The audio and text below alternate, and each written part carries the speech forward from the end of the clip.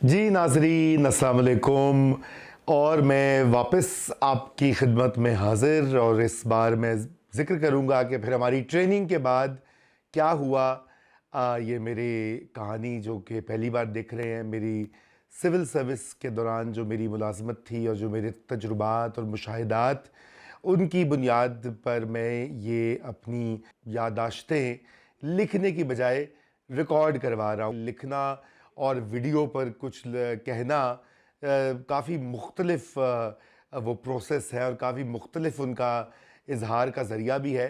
इसमें जो सबसे अहम बात है वो ये है कि आप जब अपनी मेमोरी को खोजते हैं और याददाश्तों को के अंदर जो कुछ छुपा होता है वो एक धुन सी आ जाती है वक्त के साथ। और मैं यही सोच रहा हूँ कि गर्मियों का मौसम था, 1996 की ये बात है, जब हमने स्पेशलाइज्ड ट्रेनिंग ख़त्म हुई, मिलिट्री अटैचमेंट ख़त्म हुई और फिर वक्त आ गया कि हमारी पोस्टिंग कहाँ होगी बहैसियत असिस्टेंट कमिश्नर अंडर ट्रेनिंग ज़ेर तरबियत।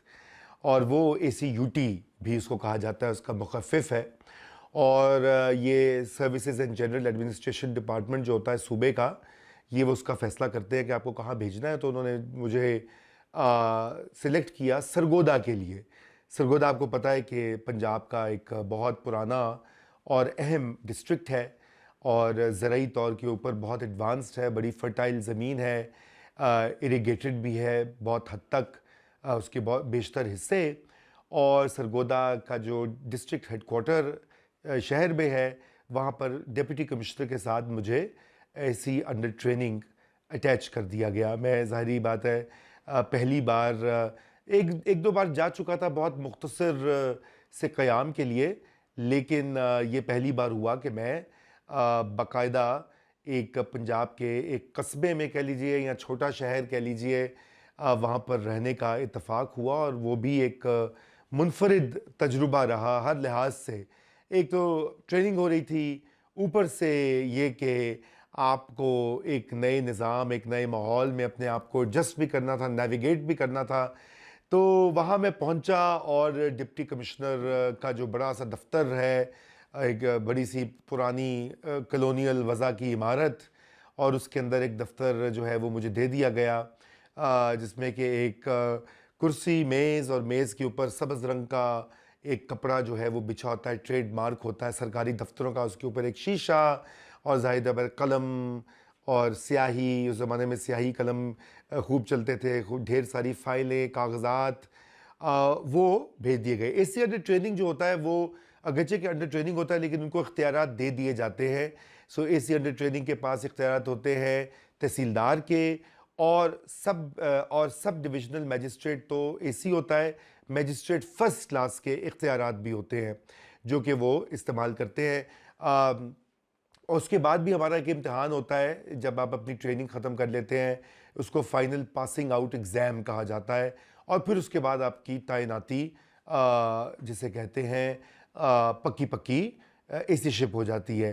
तो यहाँ पर भी मुझे बहुत सारी फ़ाइल्स आ गई मेरी तरफ, रेवेन्यू की, यानी दीवानी के जो तनाज़ात और मुकदमात होते हैं।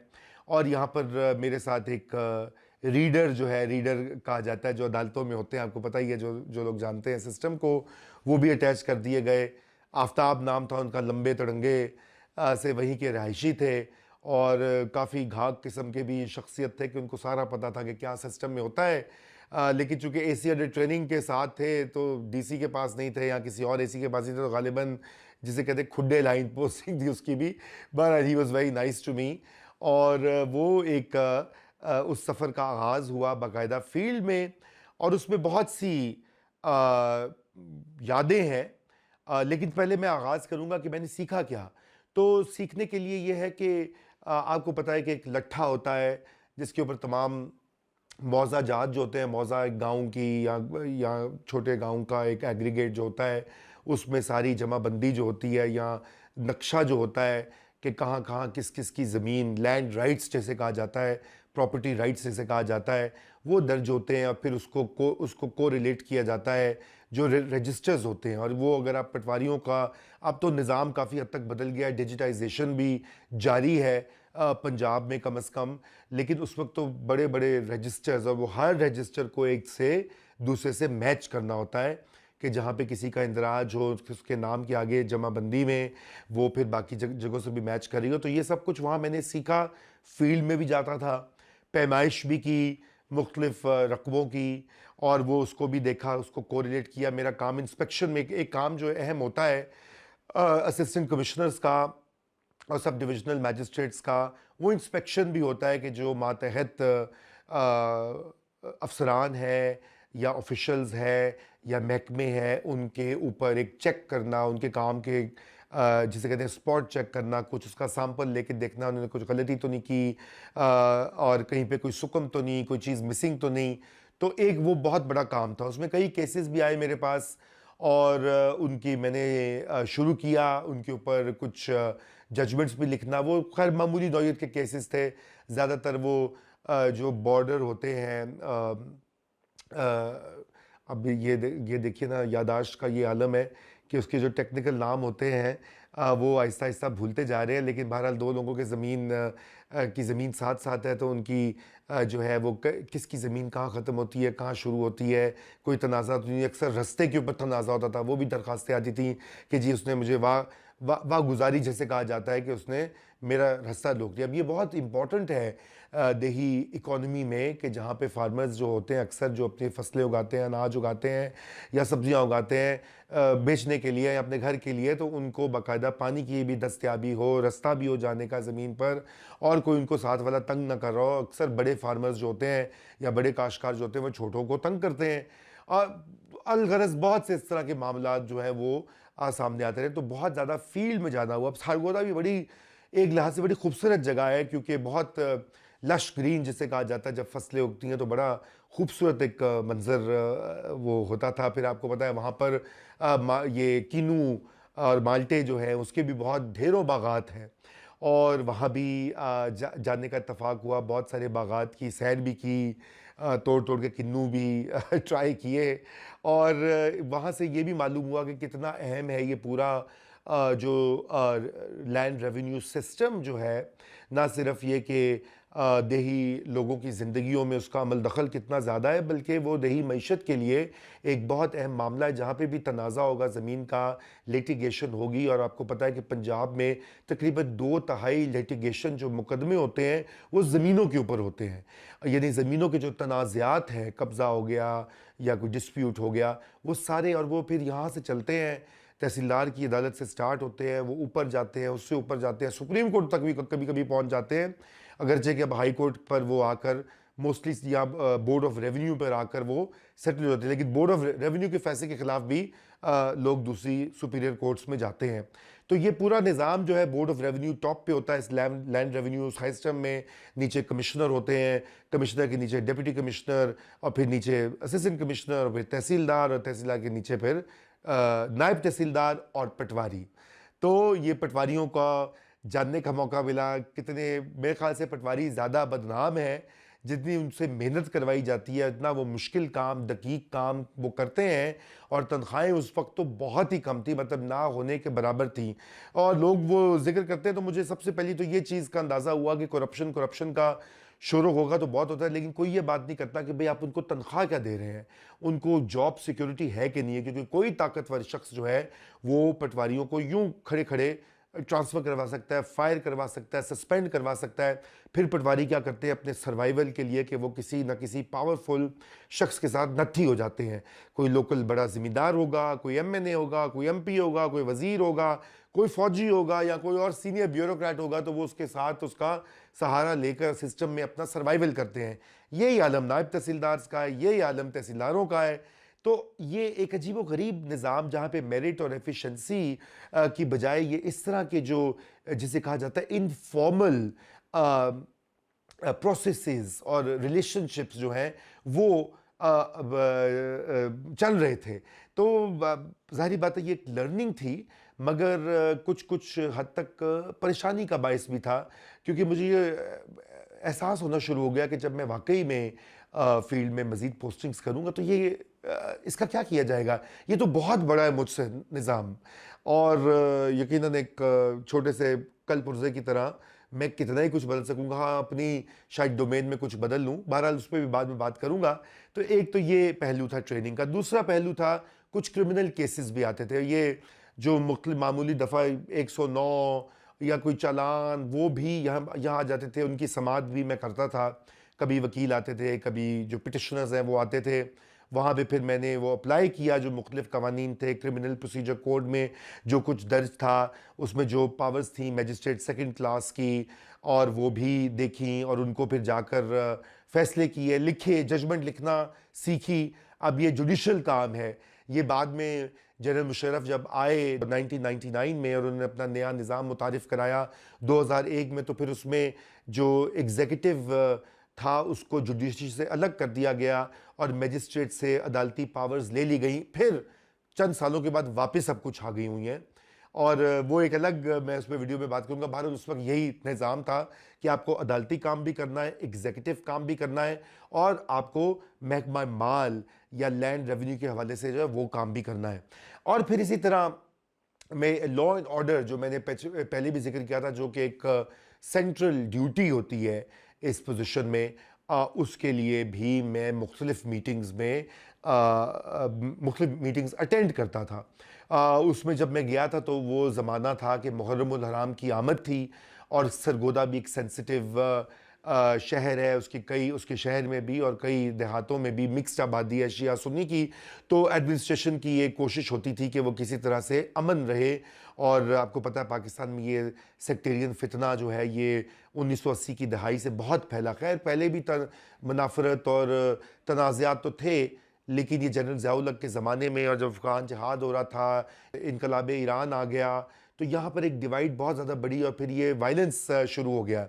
तो मुझे याद है कि बहुत ज़्यादा ये डिस्ट्रिक्ट पीस कमेटी बनी होती थी, जहाँ पे सारे उलमाए हजरात आते थे, डीसी साहब उसकी सदारत करते थे, कभी कमिश्नर भी होते थे, और वहाँ पे मैं बैठा सबको सुन रहा होता था और नोट्स भी ले रहा होता था कि किस तरह से वो मैनेज करते हैं, किस तरह वो एश्योरेंसेस लेते हैं कि भाई मुहर्रम का जुलूस कहाँ से चलेगा, कहाँ ख़त्म होगा, कोई उसमें इंटरफेयर नहीं करेगा, और उसकी मॉनिटरिंग कैसे की जाएगी, पुलिस का क्या रोल होगा, स्पेशल ब्रांच का क्या रोल होगा, महकमा माल का क्या रोल होगा, दीगर जो महकमे हैं सरकारी, एजुकेशन डिपार्टमेंट, इरिगेशन डिपार्टमेंट, उनका क्या काम होगा। तो वो सब कुछ मैंने वहाँ पर हैंड्स ऑन सीखा। एक मुझे याद है कि बड़े ज़बरदस्त वो शिया आलम वहाँ पे होते थे, तो उन्होंने ये कहा कि उन्होंने शेर पढ़ा कि कौन कहता है हम तुम में लड़ाई होगी, कौन कहता है हम तुम में लड़ाई होगी, ये ज़रूर किसी दुश्मन ने उड़ाई होगी।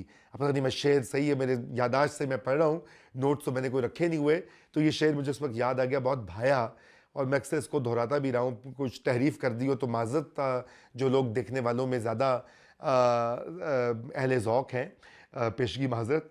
तो बहरहाल ये वो सीखा। फिर उसके बाद मेरी बाकायदा ड्यूटी भी हुई मुहर्रम के जो 10 दिन थे पहले। वो काफ़ी शुरू में तो मुझे बहुत वो एक्साइटमेंट थी कि मैं एक काम ऐसा कर रहा हूँ जिसके बारे में पहले मैं अखबार में पढ़ता था। देखिए जब हम जिस ज़माने में स्कूल में पढ़ते थे, शिया सुन्नी जो डिफरेंसेस हैं वो इतने प्रोनाउंस होते थे, हमें ये भी नहीं पता होता क्लास में कौन शिया है कौन सुन्नी है। वो बाद में हमें पता लगा, ये 90s में और 2000 में, कि अच्छा जी वो तो हमारा क्लास फेलो शिया फैमिली है या वो सुन्नी फैमिली है। उस वक्त ये नहीं पता होता था। हमारे घर में भी मुहर्रम को ऑब्ज़र्व किया जाता था सुन्नी घराने में, जहाँ पर नयाज़ पकती थी, टीवी नहीं चलता था, रेडियो नहीं चलता था, कोई तकरीब नहीं होती थी, भड़कीले कपड़े नहीं पहने जाते थे, ऊंची आवाज़ में हंसना, ऊंचा हंसना पे पाबंदी थी कि भाई 9-10 को तो बिल्कुल भी आपने सोगवार हालत में होना है, सबील लगती थी। चूँकि हमारी मेरे फादर की फैमिली का ताल्लुक़ पुराने लाहौर से था, तो वहाँ पे मैंने अपनी आंखों से देखा था कि जैसा लोग सुन्नी शिया सभी सबीलें लगाकर खाना बांट रहे होते थे, जुलूस के साथ चल रहे होते थे। तो मैंने भी बहरहाल ये किया, और ये पुराना सरगोदा का जो शहर है, गोल एक सर्कल में वो बना हुआ है, बड़ा दिलचस्प किस्म की उसकी आर्किटेक्चर भी है। तो मैं तमाम इन जुलूसों के साथ गुजरा, छतों के ऊपर जाकर चेक किया, नीचे स्कूलों में कहीं असला तो नहीं, कोई मुनाफरत तो नहीं फैला रहा, और फिर नोहे भी सुने।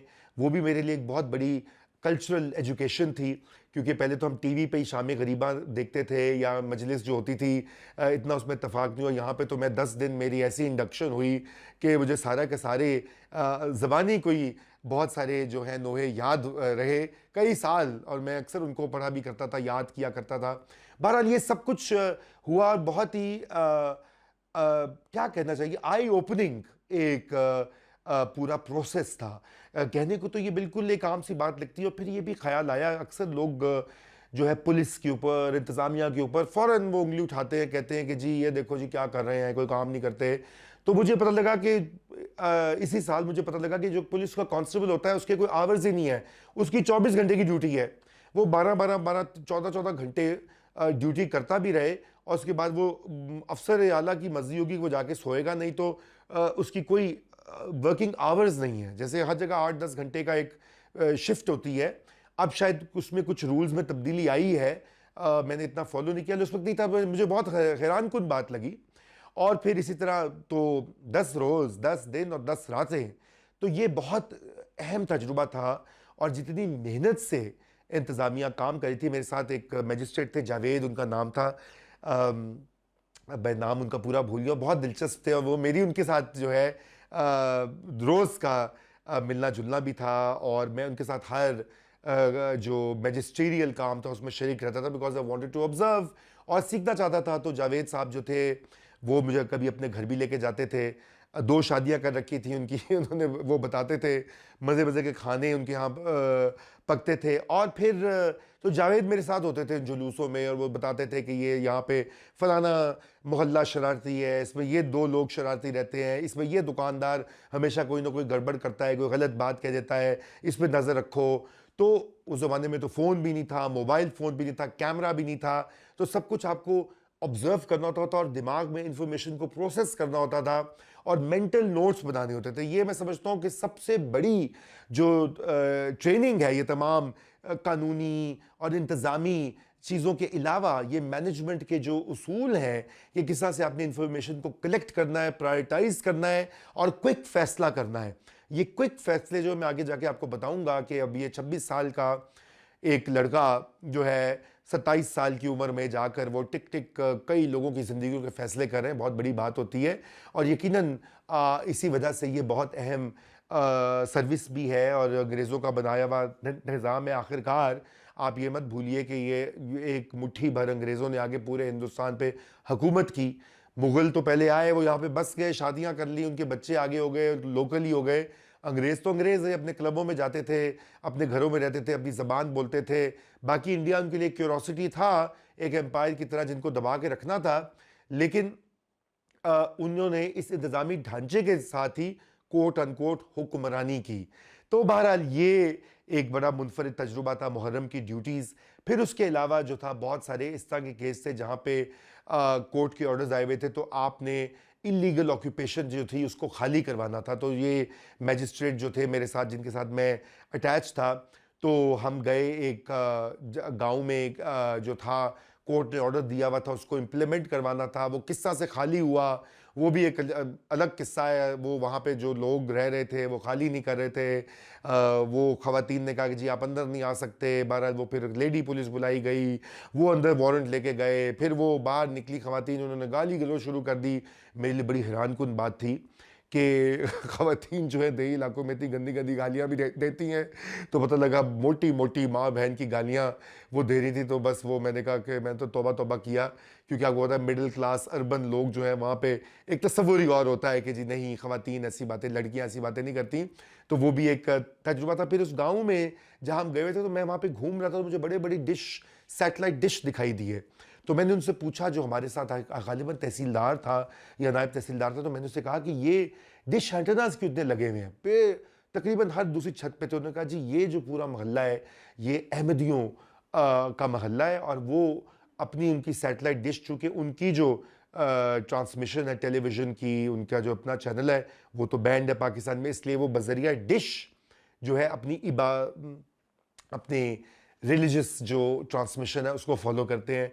फिर मुझे ये पता लगा कि पंजाब के, वस्ती पंजाब में और देही पंजाब में इस तरह से आबादियां जो हैं शिया, सुन्नी, अहमदी और क्रिश्चियंस, बहुत सी कॉलोनीज़ और बहुत से घराने जो थे वो मसीही भी थे। अब लाहौर में तो आपको दिखाई दे देता है, लाहौर में तो कैथेड्रल स्कूल और ये चर्च और वो चर्च, लेकिन हर जगह ये पंजाब की एक सकाफत थी। 47 में तो हिंदू सिख तो निकल गए, और वहाँ पे आपको सरगोदा के जब मैं लैंड रिकॉर्ड्स देखता था आर्काइव्स में जाके, तो बहुत सी प्रॉपर्टीज़ जो थी वो सिखों के नाम, हिंदुओं के नाम थी, और बल्कि कई पुराने मकानों के ऊपर अभी भी वो तहरीरें नक्श थी। हिंदी में भी कहीं कहीं लिखा हुआ था, गुरमुखी में वो जो लोग अपने घर छोड़ गए हुए थे, वो भी एक सारी जो आपको पंजाब की एक तहजीब का पता लगता था। तो ये दूसरा पहलू था मेरी ट्रेनिंग का, कि कोर्ट्स के जुडिशल ऑर्डर्स को इम्प्लीमेंट कराना विद एग्जीक्यूटिव अथॉरिटी। फिर तीसरा एक जो था पुलिस के साथ कोऑर्डिनेशन। अब उसमें यह था कि जारी बात है, मैं एसी अंडर ट्रेनिंग था, मेरे रोज़ का ये काम नहीं था, लेकिन मुझे प्रोजेक्ट्स दिए जाते थे कि फ़लाँ केस के ऊपर आपने फ़लाँ पुलिस के कॉल करके उनसे मीटिंग करनी है और एक कोऑर्डिनेटेड स्ट्रैटेजी बनानी है। तो फिर पुलिस का भी वो देखा। आपको पता है, ये बड़ी दिलचस्प बात है कि डीएमजी या एडमिनिस्ट्रेशन और पुलिस का आपस में जो टेंशन है, ये अंग्रेज़ों के ज़माने से थी। 19th सेंचुरी से बहुत सारे खतूत हैं। अंग्रेज़ डिप्टी कमिश्नर जो है वो एसपी को लिख रहे हैं, अपने सीनियर्स को लिख रहे हैं, भाई ये पुलिस वाला मुझसे कोऑपरेट नहीं कर रहा। तो वो भी एक जिसे कहना चाहिए निगोशिएशन स्किल्स जो होते हैं, ऑन द जॉब आप सीखते हैं कि आपने कैसे निगोशिएट करना है, आपने कैसे स्ट्रेटजाइज करना है। मैं अंग्रेज़ी के अल्फाज इसलिए इस्तेमाल कर रहा हूँ कि चूँकि ये जार्गन में ज़रा ज़्यादा मुस्तमिल है, लेकिन कहने की ये बात है कि आपने किस तरह से मुख्तलिफ पेचीदा अमूर के ऊपर मिलजुल कर एक मजबूत तरीके से हिकमत अमली बनाकर या लाहे अमल बनाकर उसको अमली जामा पहनाना है। तो ये पूरा एक प्रोसेस होता था, और यकीनन उसमें बहुत वक्त लग जाता था। रिहाइश मुझे मिली हुई थी बिल्डिंग रेस्ट हाउस में। बिल्डिंग डिपार्टमेंट का एक रेस्ट हाउस था, और उसमें मुझे एक कमरा मिला हुआ था, अच्छा सा पुराने ज़माने का, वो भी मेरे ख्याल से कोई अर्ली 20th सेंचुरी या लेट 19th सेंचुरी का बना हुआ बंगला था। उसमें बड़े बड़े पेड़ थे, जामन के, नीम के, आम के, और वो बरामदा भी था आगे। और मेरे जो नेबर थे दूसरे साइड के ऊपर, वो एक डीएसपी साहब थे, जो कि बड़े ही शौकीन मिजाज इस तरह से थे कि बड़े हंसी मजाक करते थे, और कभी कभी बुला लेते थे मुझे गुफ्तगू के लिए। और फिर ये हुआ कि उन्होंने मुझे ये कहा कि भाई ये चूँकि आए हुए एसी अंडर ट्रेनिंग, तो उन्होंने मुझे खाना भी भिजवाना शुरू कर दिया कभी कभार। तो पहले एक दो बार तो मैंने किया, फिर मैंने उससे कहा नहीं देखिए मैं अपना खाना खुद पकवा लेता हूँ। उन्होंने कहा नहीं नहीं, मैं तो मेरे साथ तो 8-10 लोग हैं, वो खाते हैं, तो आप भी खा लेंगे तो क्या होगा। बहरहाल आपको पता है खाने पीने पर ही दोस्ती होती है, तो वो हुई। इसके अलावा फिर मुझे और भी वहाँ पे बड़े दोस्त मिले, बने। वो एक डिपार्टमेंट होता है कमिश्नर ऑफिस के तहत, जिसको अब तो उसको शायद उसका भी नाम होगा RTA, transport authority, regional transport authority, जो कि रेगुलेट करती है व्हीकल्स को। व्हीकल्स की जो सेहत होती है, बड़े ट्रकों की, लारियों की, प्राइवेट गाड़ियों की, इवन हत्ता की मोटर बाइक से जो धुआं ना दें, उनकी फिटनेस चेक करते हैं। तो उसमें कुछ 2-3 ऐसे थे लोग जो कि लाहौर से आए हुए थे, और उन्होंने सरगोदा में एक जगह ली हुई थी, और फिर वीकेंड्स पे वो लाहौर जाते थे। तो मैं भी उनके साथ कभी कभी ट्रैवल करता था लाहौर। तो रास्ते में हमारी बहुत गपशप होती थी, कभी वो अपने दावत में भी बुलाते थे। हसीब नाम था एक उनका, एक और शख्स भी थे, मेरा उस वक्त जहन से निकल रहा है। बरर हसीब और वो दोनों मिलके उन्होंने एक फ्लैट जो है, उसको फ्लैट का एक पोर्शन था घर का, वो रेंट आउट किया था। और मैं वहाँ पर जो है अक्सर उनके साथ या डिनर करता था, या ऐसे बैठ कर कोई फिल्म देख लेते थे जिस वीकेंड पे नहीं कहीं जाते थे। तो ये आपको मैं बता रहा हूँ कि सोशल लाइफ क्या होती थी, अच्छी खासी थी। सरगोदा में क्लब भी था, क्लब भी बड़ा, वो आपको पता है अंग्रेज़ बहादुर जहाँ जाते थे जिस ज़िले में, फिर बाद में जो हमारे उनके सक्सेसर्स आए, ब्राउन साहिब, उन्होंने भी हर जगह क्लबों को बरकरार रखा। साहिवाल हो, सरगोदा हो, रावलपिंडी हो, लाहौर हो, अफसरान क्लब उन्होंने अपनी एंटरटेनमेंट के लिए रखा होता है। टेनिस भी वहाँ पे होता है, स्विमिंग पूल भी था यहाँ पर लोग एक कमरे में कार्ड्स भी खेलते थे, खाना वगैरह भी सर्व होता था। तो मुझे वहाँ की भी मेंबरशिप मिल गई। खैर एसी अंडर ट्रेनिंग था, तो वो मेंबरशिप ना भी होती, आई कुड हैव एक्सेस। तो वो जब उन्होंने बताया तो मैं वहाँ भी जाना शुरू हो गया, स्विमिंग करता था कभी कभार जाकर, इक्का दुक्का बार टेनिस भी खेला, और ज़्यादातर सोशलाइज करता था। वहाँ पे बड़े दिलचस्प लोग आया करते थे, कुछ लोकल जो रहायशी थे वहाँ के। एक वहाँ पे बहुत पढ़े लिखे साहिब किताब, साहिब नज़र थे शख्स, जो कि एडवोकेट जनरल पंजाब भी रहे हुए थे। नाम मेरे जहन से निकल रहा है, आएगा तो मैं नीचे डिस्क्रिप्शन में लिख दूंगा। तो उनके यहाँ भी मुझे जानने का इत्तेफाक हुआ, और क्या वो आलिम फाजिल शख्स थे, और उन्होंने मुझे अपनी एक दो किताबें, जो उनके पास पुरानी किताबें थी, वो भी उन्होंने कहा तुम पढ़ लो। तो अच्छा वक्त भी मिलता था, रीडिंग भी बहुत करता था उस ज़माने में मैं। फिर वहाँ पर जो सरगोदा में कमिश्नर थे सैयद तजम्मुल अब्बास, वो भी, उनसे भी मेरा मिलना जुलना, ज़ाहिर बात है मुझे जाके हाजिर तो लगानी पड़ती है, सब सीनियर अफसरान को सलाम करना पड़ता है, यही आपको अपनी नेटवर्किंग और पीआर जो है उसी के बहाने आपकी पोस्टिंग्स बरकरार रहती हैं, सर्वाइवल भी होता है, तरक्की के जीने भी जो हैं वो खुलते हैं।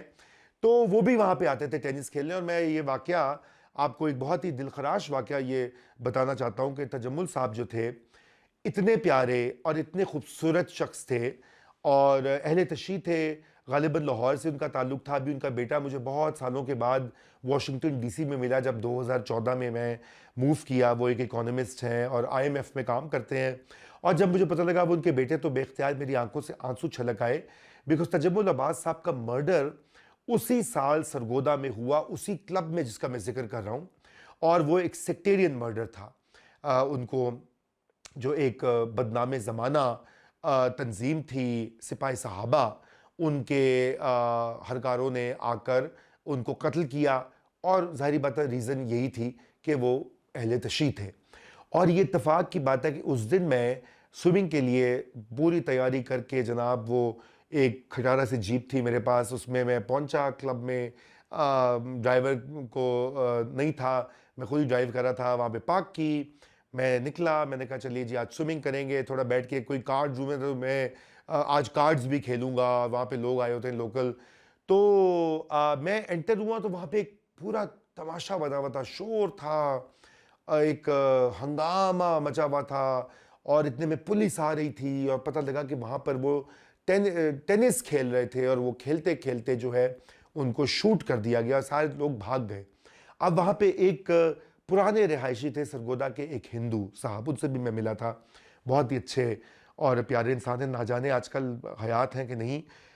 तो एक वो वाहिद शख्स थे जो वो आगे आए उनको बचाने के लिए, जब गोलियां उन पर बरस रही थी, उनको भी गोली लगी उस प्रोसेस में, और वो उनको ना बचा पाए।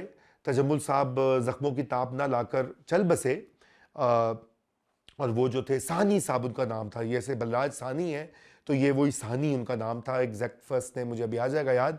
तो उन्होंने उनको बचाया, और आप देखिए कितनी अजीम वो शख्स है। और पाकिस्तान में आपको पता है हमारी जो ब्रेन वॉशिंग होती है कि जी नॉन मुस्लिम जो है वो तो जन्नत में नहीं जाएगा, वो तो कमतर है, लेकिन यहाँ पे आपको इंसानियत का मुजाहरा मुझे देखने को मिला, तो बहुत इंस्पिरेशनल चीज़ थी। लेकिन रिवाइंड करता हूँ दोबारा, तो बिल्डिंग रेस्ट हाउस में मैं रहता था सरगोदा में, क्लब में जाता था सोशलाइज करने, चंद लोग दोस्त भी बन गए थे। एक और वहाँ पे सिविल जज पोस्टेड थे, ताहिर नईम, और ताहिर नईम जो थे वो एक बहुत मेरी ही तक मुझसे थोड़े से बड़े थे, और वकील थे पहले, फिर वो सिविल जज का इम्तहान मान दे के आगे थे, वहाँ पे वो अपनी सिविल जजी करते थे। और भी 3-4 सिविल जजेस से मेरी मुलाकातें हुई, एक उनमें से जो थे उनसे काफ़ी दोस्ती हो गई, बाद में उन्होंने एक किताब भी लिखी, मुझसे उसका दीपाचा लिखवाया, कुछ दोस्तियाँ रहीं। ताहिर अलबत्ता मेरे बहुत करीबी दोस्त बन गए, और ताहिर जो है वो मेरा बहुत सी शामें उनके यहाँ गुजरती थी, और जहाँ पे वो कहते थे कि ये बोरिंग बातें नहीं हम करेंगे कि कोर्ट में क्या हो रहा है, और तुम्हारे डीसी के दफ्तर में, कमिश्नर के दफ्तर में क्या हो रहा है। आज हम शेर व अदब की बातें करेंगे, आज हम तारीख़ की बातें करेंगे, इंडस वैली की बातें करेंगे, वगैरह वगैरह। वो बहुत, उसको भी शौक़ था मुताले का, फ़िल्मों का बहुत शौक़ था, मौसीकी का बहुत शौक़ था, तो हम इकट्ठे गाने भी सुनते थे, फ़िल्में भी देखते थे। और कई बार मैं जब वीकेंड होता तो वो कहते अब यहीं तुम रह जाओ, यहीं सो जाओ, सुबह चले जाना। और वो मज़े मज़े के पकवान भी जो है वो भी सिंगल थे, मैं भी उस वक्त सिंगल था, तो खाने वाने जो है वो खूब जो है हम अपना एक अलग सी हमने एक स्पेस, तो देखिए ना जहाँ आप जाते हैं तो इसी तरह आपको दोस्तियाँ और लोकल कनेक्शंस मिल जाते हैं। तो ताहिर का चंद साल पहले इंतकाल हो गया। मुझसे वो राब्ते में थे फेसबुक पे, और कभी कभी फ़ोन भी आता था, उन्होंने एक दो बुक्स भी लिखी थी। और फिर पता नहीं उनको हार्ट अटैक हुआ एकदम, और मैं बहुत इस बारे में मुझे बहुत रिग्रेट है कि मैं उनसे नहीं मिल पाया पिछले 10-11 साल में गच्चे की बात होती रहती थी, तस्वीर भी मुझे वो भेजते थे। और एक सच्चे दोस्त की जिसे कहते हैं आपको जो उसकी कमी महसूस होती है वो अब भी होती है। मुझे यही मेरा रिग्रेट है कि इतने सालों से मेरा उनसे रब्ता नहीं रहा और मुझे शायद कुछ एफ़र्ट करनी चाहिए। क्योंकि मैं यहाँ से 2014 में तो चला गया था, पाकिस्तान से अमेरिका मुंतकिल हो गया था और ज़ाहिर बात है बहुत सी दोस्तियाँ रफ़ाकतें छूट गईं। फ़ोन और सोशल मीडिया, फ़ेसबुक एक ज़माने में वही एक सोर्स था। आप पुराने लोगों जो एसोसिएशंस थी उनसे मिला करते थे। बहरहाल ताहिर से मैंने बहुत कुछ सीखा और ताहिर ने यकीनन वो मुझे कहते थे कि वो मुझसे बहुत कुछ सीखते हैं। मुझे वो बड़ा कोई दानिश्वर समझते थे। मैं कतई नहीं हूँ और ना कोई ऐसा दावा करता हूँ, लेकिन ये कि बहुत अच्छा हमारा एक वक्त गुजरा और यादें, अब यही यादों ही आपसे मैं शेयर कर रहा हूँ। तो बहरहाल वो मैंने आपको ये पूरा वाक़या बताया कि ये सोशल लाइफ़ थी, दोस्त थे, क्लब था, बिल्डिंग का रेस्ट हाउस था। और फिर ये हुआ कि बिल्डिंग का रेस्ट हाउस जो है वो उन्होंने उसको कुछ अपग्रेड करना था बिल्डिंग की, और वो आ गए ऑफिशियल्स। उन्होंने कहा कि जी आपको ये जगह खाली करनी पड़ेगी। वो कहीं और दूसरा रेस्ट हाउस में बंदोबस्त करे थे। मैं डिप्टी कमिश्नर के पास गया। डिप्टी कमिश्नर साहब ने कहा कि अच्छा अच्छा मैं करता हूँ। डिप्टी कमिश्नर जो थे वहाँ के बहुत अच्छे आदमी थे वैसे, और काफ़ी अपराइट किस्म के ऑफिसर भी थे, लेकिन उनके पास एसी अंडर ट्रेनिंग का ख़ास वक्त नहीं था। तो मुझे ये बात थोड़ी सी नागवार भी गुजरती थी और हैरान भी होता था कि भाई आपकी ये जिम्मेदारी है, मैं आपकी मुतअद्दिद जिम्मेदारियों में से एक हूँ और अब नहीं निभा रहे वो। तो बहरहाल फिर मैं जो है सिस्टम को कुछ समझ गया हुआ था, तो मैं फिर कमिश्नर साहब के पास चला गया। वही सैयद तजम्मुल अब्बास जो थे, मैं उनसे मिलने के लिए गया। उन्होंने मुझे बुलाया, बड़ा पेट्रोनाइज़ किया, गप्पे शप्पे लगाई, चाय पिलवाई और पूछते रहे ये वो वगैरह वगैरह। और उन्होंने मुझे फिर सर्किट हाउस में सरगोदा में, जो कि ज़्यादा बेहतर जगह थी, पॉश जिसे कहा जा सकता है, बड़े अच्छे इलाके में, और बहुत सारे दरख्तों के झुंड थे उस पूरी सड़क के इर्द गिर्द। जो है पुराने पेड़ थे बड़े बड़े हसीन किस्म के, शीशम के, नीम के, अब आम जामन जो हमारे यहाँ होते हैं पंजाब में। तो वो सर्किट हाउस वहाँ था। वहाँ में मुझे कमरा मिल गया, बहुत अच्छा था, सर्विस वगैरह भी अच्छी थी। तो मैं वहाँ मुंतकिल हो गया। मैं बहुत मशकूर था कमिश्नर साहब का कि उन्होंने मुझ पर जो है वो इसी तरह मुझे कोई ज़्यादा एक ट्रांजिशन में मसला नहीं हुआ। लेकिन मुझे कम से कम इस बात का एहसास ज़रूर हुआ कि ये मामलात जो हैं इतने ऑर्गेनाइज नहीं होते। जब ये फील्ड में जो ट्रेनिंग होती है उसके हवाले से पता नहीं, शायद और लोगों के मुख्तलिफ होंगे एक्सपीरियंसेस। मैं तो अपने तजुर्बे की बात कर रहा हूँ, शायद अब सिस्टम कुछ बेहतर हो गया होगा। तो ये बात मुझे कुछ अच्छी नहीं लगी। बहरहाल फिर ये हुआ कि मैं वहाँ पर काम करता रहा। और उस ज़माने में आपको पता है सरगोदा जो है, फिर वहाँ से मैं इस्लामाबाद भी जाता था वाया वादी सोन सकेसर। तो फिर मुझे वहाँ भी काफ़ी घूमने फिरने का मौका मिल गया। मैं फ़्लाइंग कोच में जाता था, तो क्योंकि वो आसान काम था कि आप बैठ जाएं। वो उस ज़माने में सड़कें इतनी अच्छी नहीं थी, तो ड्राइव करना मुझे थोड़ा सा मुश्किल लगता था। और वो गाड़ी जो थी वो पुरानी सी गाड़ी थी मेरे पास, तो मैं कहता था कि भाई कोई मसला ही ना बन जाए। तो बहरहाल वो फिर ये हुआ कि मैं कभी ना कभी ट्रिप्स प्लान करता था। आपको पता है ये सोन सकेसर की जो वादी है ये भी बहुत ही कदीम जो है इलाका है। यहाँ पे फॉसिल्स जो निकले हुए हैं जानवरों के, वो कुछ लोग तो कहते हैं डायनासोर्स, या उस एज के भी वहाँ पे निशानात बाकी हैं। और फिर वहाँ पर वो रुका करती थी बस आधे रास्ते में, जहाँ पर जो है वो ढोडा मिलता था। अमीन ढोडा हाउस मुझे अभी भी याद है कि ढोडा एक ख़ास किस्म की मिठाई वहाँ पे बनती थी। तो मैंने वो मुझे बताया गया कि वो वहाँ से ज़रूर वो ट्राई करना। मैं रुका तो मैंने देखा तो अमीन ढोडा हाउस की एक नहीं कोई 20 दुकानें थी। उन सब का नाम अमीन, न्यू अमीन ढोडा हाउस, अमीन, सब ने एक वही नाम रखा था। कॉपीराइट या इंटेलेक्चुअल प्रॉपर्टी का तसव्वुर नहीं था। तो वो भी मुझे बहुत अजीब व गरीब बात लगी और फ़नी भी लगी, ज़ाहिरी बात है। लेकिन ये मुझे मौका मिल गया कि मैं वो वाला इलाका जो है उसको भी थोड़ा सा एक्सप्लोर करूं। इस्लामाबाद में एक वीकेंड लाहौर जाता था, एक वीकेंड इस्लामाबाद जाता था। तो इस तरह काफ़ी जो है वो वक्त मुख्तलिफ़ शहरों में गुजरता था, और सफ़र की आदत भी तभी डेवलप हुई। और उसके बाद तो क्या पाँव में चक्कर आया है कि हनूज़ जारी है।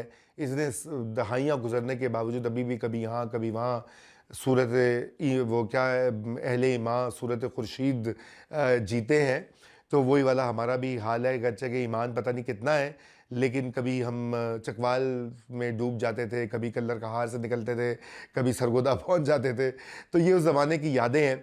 और दूसरा फिर जो रूरल साइड है सरगोदा की, वो मैंने पहले भी आपको जिक्र किया। बड़ी लश्करी हडाली जो एक जगह है, खुशवंत सिंह वहाँ पैदा हुए हैं। वो टिवानास जो हैं उनके भी आबाई वहाँ पर ज़मीनें और घर हैं। तो उस वक्त मुझे ये मालूम था कि खुशवंत सिंह वहाँ पैदा हुए, लेकिन मैं बाद में फिर काफ़ी अरसे के बाद गया था उनका वो देखने के लिए, जो गांव था, एक और दोस्त के साथ।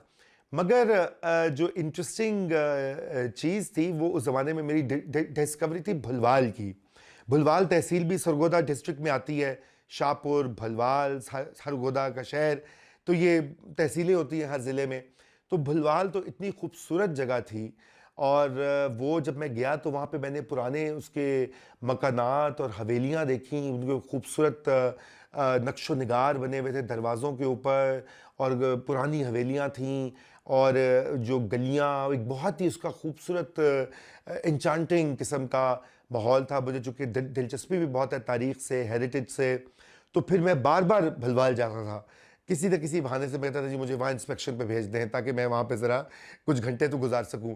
वो जो जगह थी वो भी बड़ी कदीम जगह थी। ये वही इलाका था जहाँ अलेक्जेंडर जो है उसकी फ़ौजें जो हैं वो वहाँ से गुजरी भी थीं, रही भी थी, पड़ाव भी किया था। और फिर वहाँ पे ये भी अहम मैंने चीज़ नोट की कि वहाँ से दरिया भी करीब गुजरता था। तो इतनी जो कदीम सिविलाइजेशंस थीं या बस्तियाँ थीं या शहर थे, वो हमेशा दरिया के किनारे आबाद होते थे। और ये भी उन्हीं में शामिल था, क्योंकि बूदोबाश जो है, मईशत जो है वो पानी पे डिपेंडेंट होती थी। ट्रेड भी अगले वक्तों में कश्तियों में ही होता था। सड़कें तो होती नहीं थी आजकल के ज़माने की तरह।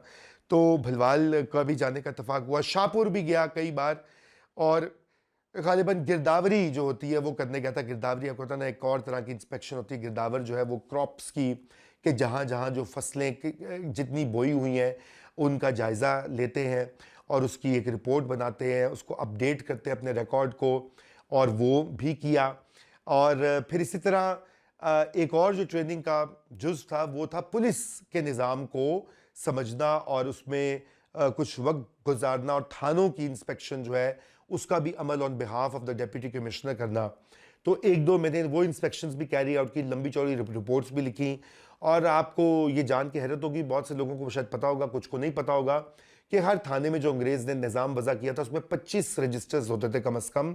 हर तरह की उसमें डेटा होता था कि कितने इश्तिहारी मुल्ज़मान हैं ज़िले में, कितने ऐसे लोग हैं जो यहाँ से मफरूर हो गए हैं, कितने ऐसे लोग हैं जो कि जिनको सज़ा हुई है। और अलगरज पूरी उसमें मैपिंग होती थी, क्योंकि अंग्रेज़ों का बड़ा अमीक किस्म का निज़ाम था कॉलोनियल रूल में। तो उन्होंने थानों के, लेकिन वो वक्त के साथ साथ वो भी अब वो मादूम होता गया, और उस तरह से रजिस्टर्स अपडेट नहीं होते रहे जो पहले होते थे। वो एक अच्छा सोर्स बनता था एडमिनिस्ट्रेशन के लिए। लेकिन जैसे कि पाकिस्तान बनने के बाद हुआ कि हमारे इदारों का इन्हतात भी हुआ, ज़वाल भी हुआ, कुछ वो कॉलोनियल भी थे, एक रिएक्शन भी होता है। तो ये मिली जुली बातें हैं। बहरहाल ये भी पुलिस के निज़ाम को समझने का भी मौका मिला, बहुत सा टाइम भी गुजरा।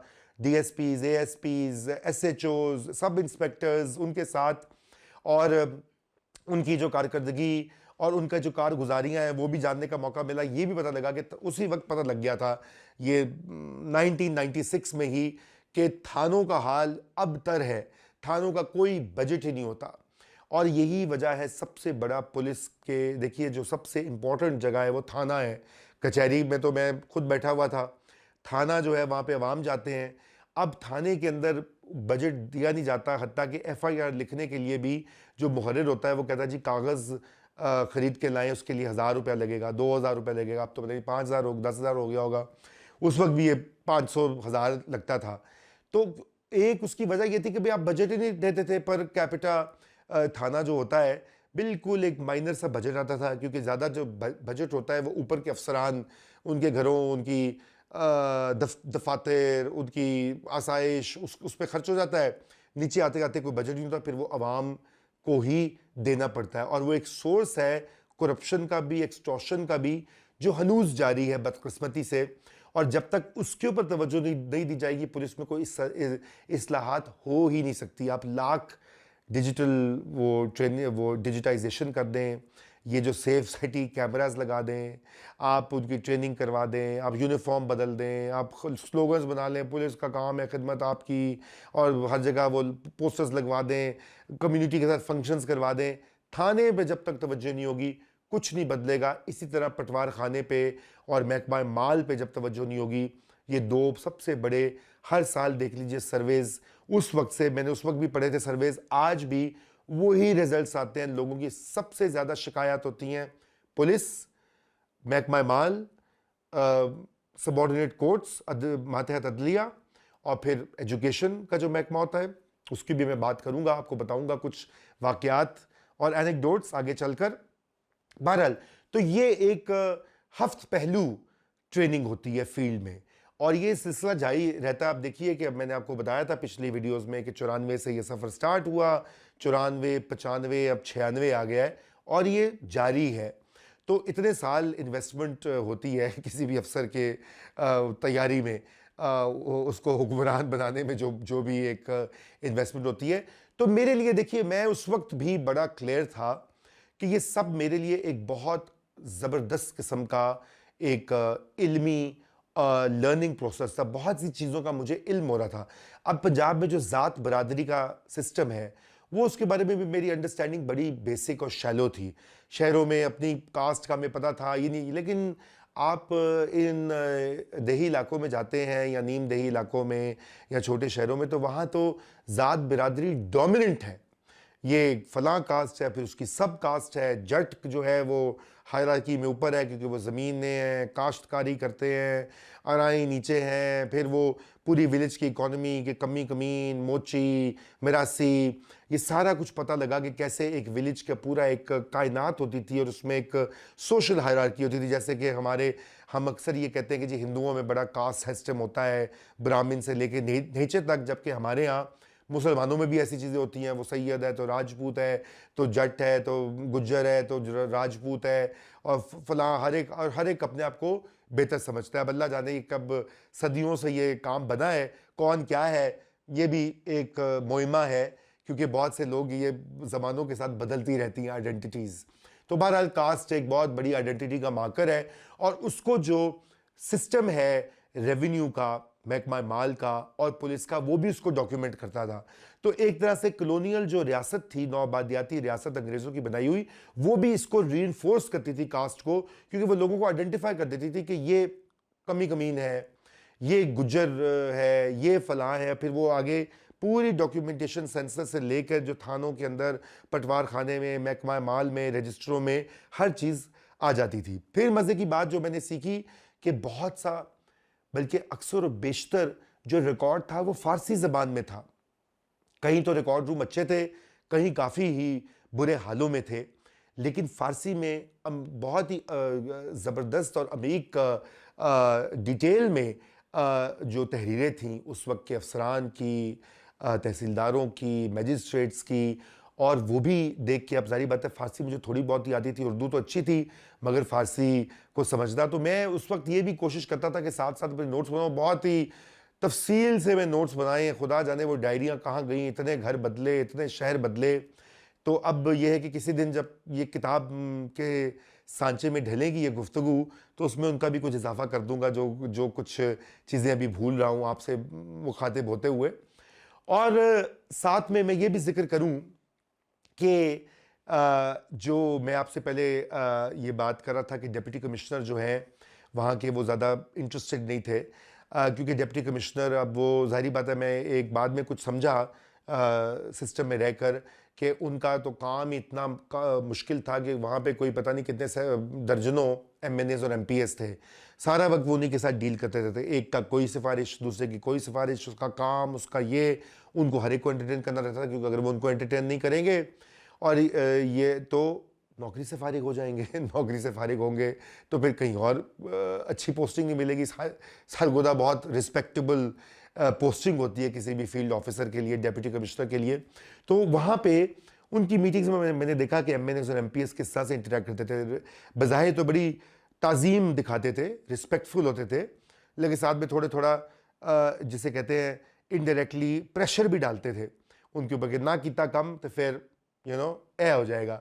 तो वो भी कुछ मैंने ऑब्जर्व किया और मुझे फिर ये मालूम हुआ कि ये अब निज़ाम, इसमें एक तीसरा फरीक, ये सिर्फ एक ब्यूरोक्रेटिक हायरार्की नहीं है, इसमें एक सियासी हायरार्की, ऊपर तो चीफ मिनिस्टर तो होता है, सो होता है और उसकी टीम होती है, लेकिन हॉरिजॉन्टल जो एक इंटरवेंशन है या कुछ उसको लोग नाम देते हैं मदाखलत का भी, वो एमएनएस और एमपीएस की तरफ से भी होती थी और उनको ज़िलों में, तहसीलों में खुश करना ये भी अफसरों की एक जिम्मेदारी का अहम हिस्सा होता था, नहीं तो उन्होंने जो है वो अपनी पोजीशन खो देनी थी। तो ये भी मैं ऑब्ज़र्व करता रहा और ज़ाहिर बात है कि ये आगे जाकर मुझे बहुत सी चीज़ों की समझ भी आई। फिर प्रोजेक्ट्स की इंस्पेक्शन भी होती थी, 3-4 इंस्पेक्शन भी मैंने की रोड्स की। फॉर एग्ज़ाम्पल एक फार्म टू मार्केट रोड्स उस ज़माने में उनकी तामीर हो रही थी, 1-2 कम्युनिटी सेंटर थे, 1-2 स्कूल बन रहे थे, वो भी मैंने देखा। फिर आपको पता है कि अगरचे के सिविल एडमिनिस्ट्रेशन की कोई डायरेक्टली एज सच होल्ड नहीं होता महकमा तालीम के ऊपर या महकमा सेहत के ऊपर या महकमा अनहार के ऊपर, इरिगेशन जिसे कहते हैं, लेकिन उनका इनडायरेक्ट जो उनके पास डंडा होता है, एग्जीक्यूटिव अथॉरिटी होती है, तो वो उनको भी एक तरह से मॉनिटर करते हैं। और एक उस वक्त तो इतना नहीं था, फिर बाद में जब शहबाज शरीफ वज़ीर आला बने 97 के इलेक्शन के बाद, तो उन्होंने तो बहुत ज़्यादा रोल बढ़ा दिया था डिप्टी कमिश्नर्स का और असिस्टेंट कमिश्नर्स का कि वो BHU बेसिक हेल्थ यूनिट की मॉनिटरिंग करे या RHC रूरल हेल्थ सेंटर की मॉनिटरिंग करें, डॉक्टरों को देखें, दवाइयाँ देखें, एक्सरे मशीन है कि नहीं है, स्कूलों में टीचर्स की हाज़िरी जाके चेक करें, स्कूलों की हालत जो है उसको डॉक्यूमेंट करें, रिपोर्ट्स भेजें। तो वो एक मॉनिटरिंग का निज़ाम जो है वो भी उसका मैं हिस्सा बना। और वहीं से मैं चूँकि पहले रूरल डेवलपमेंट में काम कर चुका था आगा खान रूरल सपोर्ट प्रोग्राम में, तो अब मैं हैंड्स ऑन किस्म की डेवलपमेंट मॉनिटरिंग जो है उसका भी हिस्सा बना। फिर बहुत सारे जो लोकल मंसूबे होते थे, ज़िला काउंसिल, डिस्ट्रिक्ट काउंसिल के, उसकी भी कमेटीज़ के अंदर मुझे बिठा लिया जाता था, जो ट्रेनिंग भी हो रही थी, मुझे भी शौक़ था। नए नए आप आए होते हैं तो आपको होता है कि जी हर चीज़ सीखें, हर चीज़ देखें। तो वहाँ भी ज़िला काउंसिल की जो वर्किंग है और उनकी जो इनएफिशिएंसी भी होती है वो भी मैंने देखी। मगर हमारे यहाँ लोकल गवर्नमेंट्स का प्रॉब्लम यही रहा है कि सिविल जो इलेक्टेड गवर्नमेंट्स होती हैं उनमें लोकल गवर्नमेंट्स को फारिग कर दिया जाता है, इलेक्टेड, और फिर अफसरान ही रह जाते हैं। चीफ अफसर होता है एक टाउन कमेटी का या तहसील जो है कमेटी का, म्यूनसिपल कमेटी का, और इसी तरह ऊपर डिस्ट्रिक्ट के लेवल के ऊपर तो अफसर ही चलाते हैं और डिप्टी कमिश्नर उनको ओवरसी करता है। तो उस रोल में भी मेरी ट्रेनिंग काफ़ी हुई और जो अहम हिस्सा था सरगोदा में वक्त गुजारने का वो मुझे जिक्र करना ज़रूरी है, और वो है डॉक्टर वज़ीर आगा। एक बहुत ही कदावर इल्मी शख्सियत, अदबी शख्सियत थे, शायर भी थे, नक़ाद भी थे, जरीदा भी निकालते थे। वो भी सरगोदा से उनका ताल्लुक़ था और काफ़ी साहिब हैसियत आदमी भी थे, उनके बागात भी थे, बड़ा सा पुरानी वज़ा का एक घर भी था, एक कोठी जिसे कहा जाता है, जिसमें गोल कमरा भी होता है, बरामदे भी होते हैं, बाहर लॉन्स होते हैं। तो उनके यहाँ अदबी महफ़िलों में भी मैं जाता था। उनको पता लगा कि मुझे शौक़ है। पहले तो उनका बेटा मुझसे मिलने के लिए आया था, तो वो उन्होंने कहा कि आपको अगर हमारे यहाँ हर ग़ालिबन जुमेरात को या बुध को महफ़िल होती, तो फिर मैंने वहाँ भी जाना शुरू किया और वहाँ पे सारे जो लोकल सरगोदा के शायर और अदीब आके अपना कलाम सुनाते थे। डॉक्टर वज़ीर आगा मसनद पे बैठे होते थे, अप्रूव करते थे, डिसअप्रूव करते थे, अपने कमेंट्स देते थे। फिर मैंने भी उसमें थोड़ी सी जो है अपनी नाचीज़ ने अपनी भी आरा देनी शुरू कर दी और फिर डॉक्टर वज़ीर आगा से मेरा बड़ा अच्छा एक ताल्लुक़ बना। बाद में खैर वो छूट गया। जब मैं वहाँ से चला गया तो कभी कभार वो उनके बेटे से हुई मेरी मुलाकात, 1-2 बार वो मुझे मिलने के लिए भी आए अगली पोस्टिंग्स में।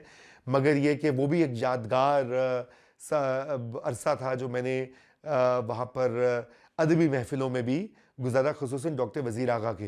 डॉक्टर वज़ीर आगा के बारे में कभी डिटेल में भी बात करेंगे, लेकिन जो जदीद नज़्म है उर्दू में, उसके वो ख़ास अलम बरदार हैं। नसरी नज़्म जो होती है वो उनका एक ख़ासा था। उन्होंने और भी कई तरह की शायरी जो है वो की है, मगर नज़्म में उनका बहुत ही हसास और लतीफ़ किस्म के जज़्बात जो हैं, उनकी नज़्में तितलियाँ और इस तरह के बड़े टेंडर किस्म के मेटाफर्स जो हैं उनकी नज़मों में पाए जाते हैं। और जो वो काम करते थे, पता नहीं उनके जरीदे का क्या बना। देखिए, ये बड़े टावरिंग फिगर्स होते थे और यही सी बात है कि इसको दबिस्तान सरगोदा कहा जाता था। और एक दबिस्तान लाहौर था जिसके गुरु थे अहमद नदीम कासमी, जो कि रिसाला निकालते थे फ़नून और लाहौर में होते थे। और लाहौर के सारे अदीब और शायर और नक़ाद और नए लिखने वाले और स्टूडेंट्स उनके गिर्द बिल्कुल परवानों की तरह जमा होते थे। यहाँ पे सरगोदा में भी होता था और दोनों की आपस में नहीं बनती थी। सख्त जिसे कहते हैं एक जट दा खड़ाक या शायर दा खड़ाक था कि वो आपस में एक दूसरे के ख़िलाफ़ उनके जो वो थे मुरीदैन और उनके जो फॉलोअर्स थे वो एक दूसरे के ख़िलाफ़ मज़ामीन भी लिखा करते थे। अनवर सदीद एक नक़ाद थे जो कि डॉक्टर वज़ीर आगा के बड़े करीब थे। वो अहमद नदीम कासमी ग्रुप के ऊपर खूब ताबड़तोड़ हमले करते थे। और इधर जो अहमद नदीम कासमी साहब के मरहूम के जो साथी थे वो उन पर ताबड़तोड़ हमले करते थे, डॉक्टर वज़ीर आगा और उनके हल्काए अहबाब और हल्काए अदब पर। तो बहरहाल ये भी बड़ी दिलचस्प चीज़ें थी जो कि तो एक बहुत ही मरबूत किस्म की आपकी ट्रेनिंग होती है। अब हुआ यूँ कि एक वक्त आ गया कि मैं थोड़ा सा मायूस होना शुरू हो गया, बिकॉज मुझे अगरचे के सब तजुर्बात हो रहे थे, इसमें मेरी बहुत इनिशिएटिव था कि मैं खुद आगे बढ़ बढ़कर जहाँ जहाँ मौका मिलता था मैं फाइल वर्क भी करता था, फील्ड भी जाता था, मैजिस्ट्रेट के साथ भी काम करता था वगैरह वगैरह। लेकिन मुझे ये लगा कि जो डिप्टी कमिश्नर हैं, जो एडिशनल डिप्टी कमिश्नर हैं, जो कि मेरे डायरेक्ट बॉसेस थे एक लिहाज से, वो बिल्कुल ही मेरी प्रोफेशनल लाइफ से एब्सेंट थे, ऑलमोस्ट एब्सेंट थे। उनके लिए हाँ ये काया वैसी अंडर ट्रेनिंग, ये क्या अब हम इसकी भी हम जिम्मेदारी लें। तो मुझे थोड़ा सा ये एहसास हुआ। फिर मैंने जो है इनडायरेक्टली बात की यहीं सिविल सर्विसेज एकेडमी में जो हमारा था डीएमजी कैंपस या पाकिस्तान एडमिनिस्ट्रेटिव सर्विस कैंपस, उनको हम रिपोर्ट्स भी भेजते होते थे, उनको बताते भी होते थे कि हम क्या सीख रहे हैं। तो मैंने उसमें जिक्र किया कि भाई ये इस तरह से मामला है कि मुझे यूँ तो मैं बहुत खुश हूँ और बहुत कुछ सीख रहा हूँ, लेकिन मुझे कुछ अपनी जो इमीडिएट बॉस है डिप्टी कमिश्नर उससे भी कुछ चाहिए इन्वॉल्वमेंट। तो उन्होंने फिर जो थे कामरान रसूल साहब, जो बाद में चीफ सेक्रेटरी भी पंजाब के हुए, उन्होंने कहा कि भाई हम तुम्हारी कहीं और ट्रांसफ़र करवा देते हैं। तो इस तरह हुआ कि फिर जो वो अमल शुरू हुआ और मेरे ऑर्डर्स जो हैं साहिवाल के आ गए कि मेरी तैनाती वहाँ हो गई और फिर सरगोदा से मैं साहिवाल मुंतकिल हो गया। लेकिन साहिवाल की रुदात बताने से पहले मैं आपको सरगोदा के कुछ और जो है एक जिक्र ना करना जो है वो ज़रूरी होगा। मैंने सरगोदा के जो लोग हैं उनको बहुत ही यूँ कहिए कि नफीस वो उनका अंदाज़ पाया। अगरचे कि वो हैं पंजाब से और आपको पता है कि बड़ा वो एक वैशी गुज्जर टाइप एक इमेज होता है, स्टेरियोटाइप होता है पंजाबियों का कि जी ओए होए हर जगह रूरल एरियाज़ में सुल्तान राई। बिल्कुल उसके बरक्स है। सरगोदा के लोग जो पढ़े लिखे लोग हैं उनकी बड़ी खासी कंसंट्रेशन है शहर में। और भी बहुत लोग हैं, मैं उनका जिक्र क्या करूं, लंबी कतार है, आप बोर हो जाएंगे। लेकिन वो बड़े इल्मी और अदबी लोग भी हैं। फिर ये कि उनका एक कलोनियल बैकग्राउंड भी है जहाँ पे एक तरह से वो, क्योंकि ये सरगोदा डिस्ट्रिक्ट में जब इरिगेशन हुई, अंग्रेज़ों ने पानी लाए तो बहुत से इलाकों को आबाद भी किया, आबादकारी भी हुई। इसलिए वो एक जो है सेटल्ड डिस्ट्रिक्ट भी था कि जहाँ पर खुशहाली और तरक्की और लैंड ओनरशिप जो है वो अंग्रेज़ सरकार या कलोनियल स्टेट की बदौलत भी आई। इसलिए बहुत से जो बड़े बड़े पंजाब के जागीरदार घराने हैं, मसलन टिवानास हो गए, नून्स हो गए, ये भी सरगोदा से इनका ताल्लुक़ रहा है।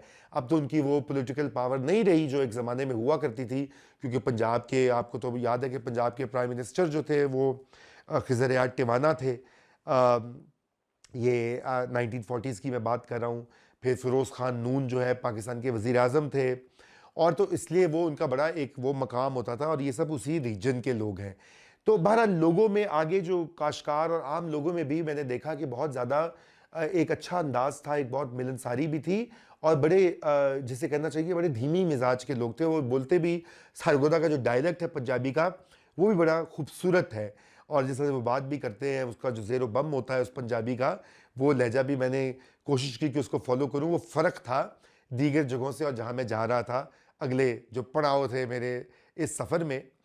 तो हुआ यूं कि सरगोदा का ये सफ़र जो था ये कहीं जाकर ख़त्म हुआ। ये गालिबन 1997 के अवाइल की बात होगी, और मैं फिर पहुंच गया साहिवाल। और अगली जो एपिसोड है उसमें मैं आपको साहिवाल का ज़िक्र बताऊंगा, जो मेरे वहाँ पर जिस तरह से जो जो कुछ मैंने किया, मगर ये कि मेरे तजुर्बात क्या थे, मेरी तरबियत कैसे हुई, अगली किस्त में।